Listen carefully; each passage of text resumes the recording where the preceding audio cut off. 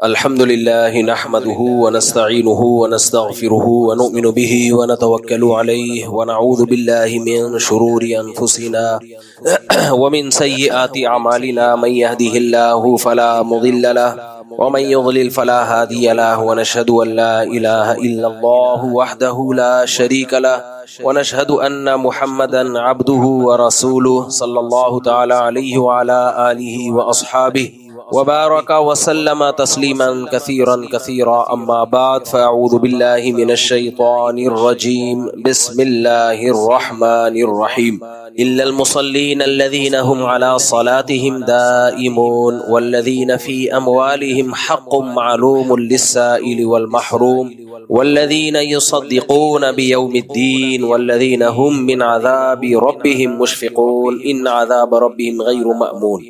قرآن مجید کی سورہ معارج کی آیات تلاوت کی ہیں، کئی مہینوں سے اس پر درس چل رہا ہے، لیکن جو دماغ ہے وہ جنگ میں ہی اٹکا ہوا ہے، اس کے علاوہ کسی اور ٹاپک پہ بات کرنے کا موڈ ہی نہیں ہو رہا۔ اور 6 ستمبر کا ہم سنا کرتے تھے ونس اپون اے ٹائم پاک فضائیہ کا دن منایا جاتا تھا۔ 7 ستمبر تو پاک فضائیہ کا دن منایا جاتا تھا۔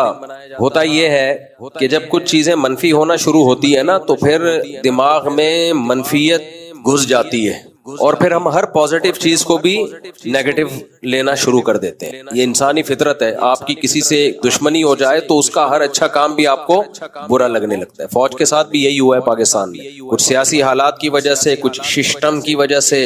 سسٹم ہماری ایک اصطلاح ہے، کبھی اکیلے میں اچھاؤں میں آئیں گے تو بتاؤں گا۔ ہوا یہ تھا، میں اس جنگ جیتنے سے، جو پاکستان جنگ جیتا ہے، اس لیے خوش ہوں کہ جو صبح و شام ہمارے مناظرے اور بحثیں ہوتی تھی نا جس میں درد سر کے علاوہ کچھ بھی حاصل نہیں ہوتا تھا، وہ پاکستان آرمی نے، ایئر فورس نے اور نیوی نے، مسلح افواج نے مل کے 2-4 گھنٹے میں وہ سارے اشکالات ختم کر دیے۔ ہوا یہ تھا کہ جتنے گناہ ہیں نا وہ سارے فوج کے کھاتے میں ڈالے جا رہے تھے۔ بنگلہ دیش انہوں نے توڑا، 65 کی جنگ یہ ہارے، حالانکہ وہ جنگ جیتے تھے ہم، اور اس پہ ایوب خان کو آرمی میں خاص عہدہ ہوتا ہے، فیلڈ مارشل کا خطاب ملا تھا۔ وہ جنگ ہم جیتے تھے، ہارے نہیں تھے۔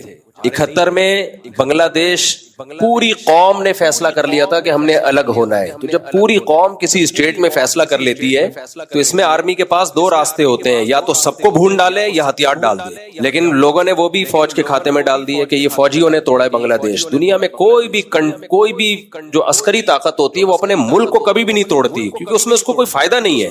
اتنی زیادہ فوج کی نفرت لوگوں کے دلوں میں ڈال دی گئی تھی کہ بنگلہ دیش بھی انہوں نے توڑا ہے۔ اب بلوچستان میں علیحدگی کی تحریکیں چل رہی ہیں، میں لوگوں سے کہتا تھا کہ روزانہ فوجی وہاں